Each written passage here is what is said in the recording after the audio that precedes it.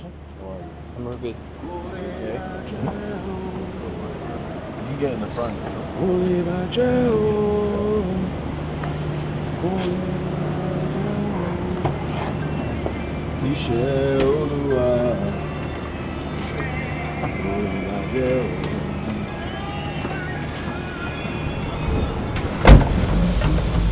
So in the morning, Joshua Blahyi took us out, and the first stop was the area within Monrovia that he used to control during the war. So this was my control area. And who would be attacking? Child stealer men, NPF, they were calling themselves government forces at the time. Right here, this is where I have my crunchy chair. Yeah. I sat in the chair. My boys are all around singing. The elders bring an innocent child. Yeah. And we open the back of the child, thrust out the heart. Alive. Yes. And we cut it to pieces and distribute it to the boys. And what does that do? Just make them brave and charge them for the battle with the belief that bullet will not affect us or get them. So last thing was still on my hand. When my boys went for water, just before they got back, and I heard a voice behind me, "My son, why are you slaving?" But this was in my dialect. He said, "Anju de Kiriumwe." To look back, I saw this man in linen, white linen, but the light radiated through that man was so bright and brighter than the sun. And then I thought I was not a slave because he said, "My son, why are you slaving?" I said, "Well, in this whole territory, I'm the king. I'm supposed to be a king." And he said, "You rightly say you're supposed to be a king, but you are living like a slave." And those words were very hard words in my dialect. I said, "I don't understand. What did he say?" "I mean, repent and live or refuse and die." And he vanished. And the light vanished. And I came into myself and I was so confused. Now, to go for battle, I tried to signal the battle. My pistol got bust. I got so afraid and retreated from the front. I got afraid for the first time. The next stop was the place where there had been an assassination attempt on Joshua's life just the day before. This one is broken. The whole thing was there, tables were there breaking. He got back on the road. And he hit you and then ran. Yeah.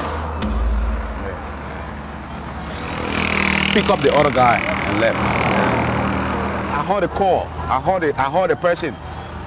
He's out now. Right. Then I look, and the person was on the phone. Yeah. So I'm like this going, and just looking, just to turn like this.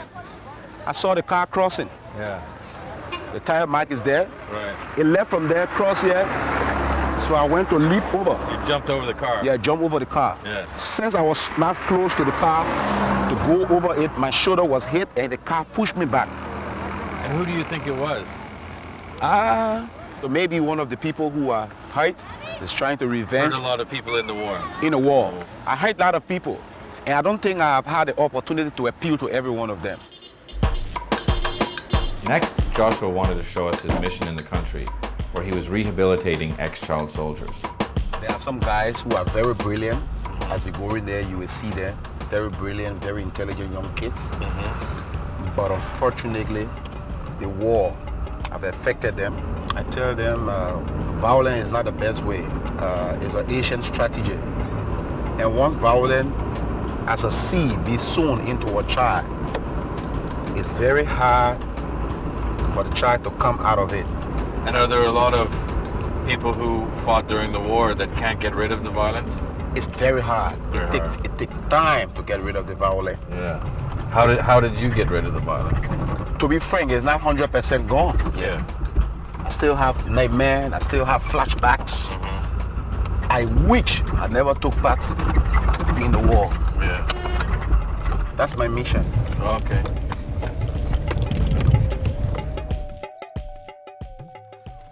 Come, you can make it. Come and see. Anybody brings bug juice? Nobody brought bug juice.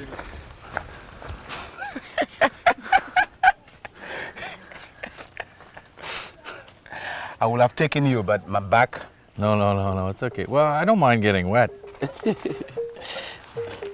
It's safe. People drink this water. Yeah. About 1 million people in Africa die every year from malaria, and malaria thrives in swamps exactly like this. It's very sploochly on my moochly. Thanks. Good. Some worm's gonna go in my foot, and I'm gonna get a filthy little tumor.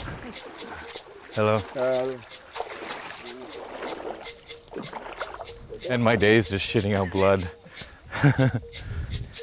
This is what all fear stems from.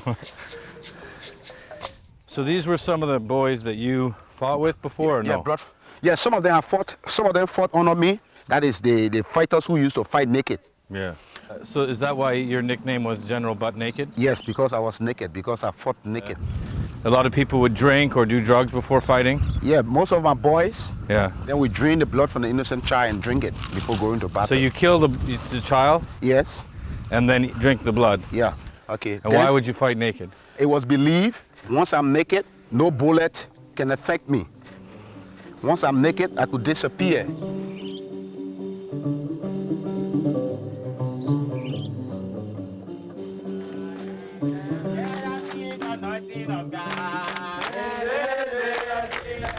This is his mission that they're building.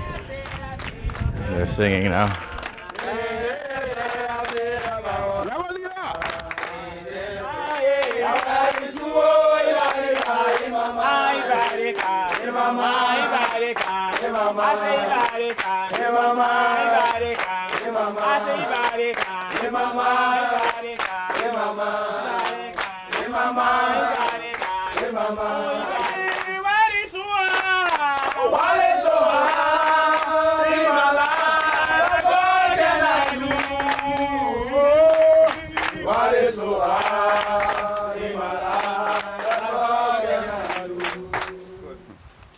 Welcome to our home.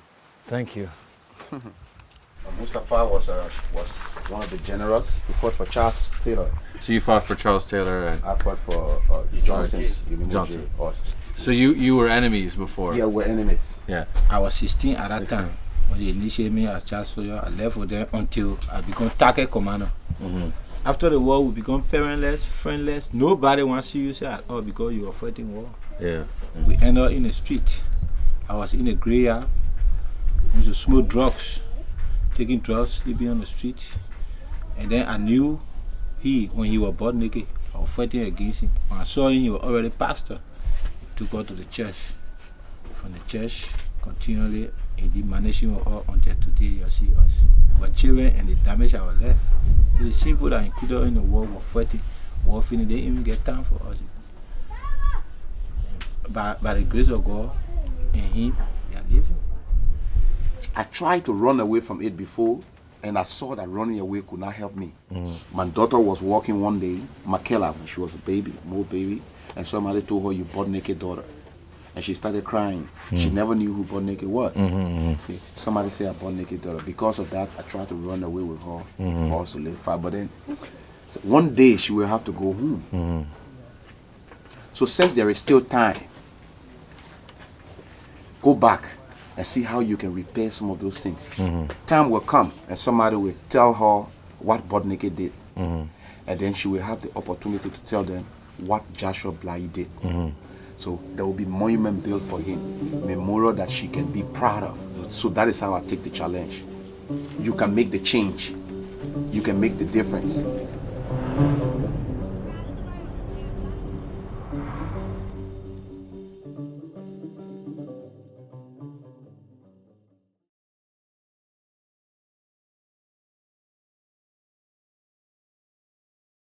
Specifically, one time I was very hungry and I saw the only thing was around was sticks, dry meat. When I took the first bite, I noticed it was human flesh.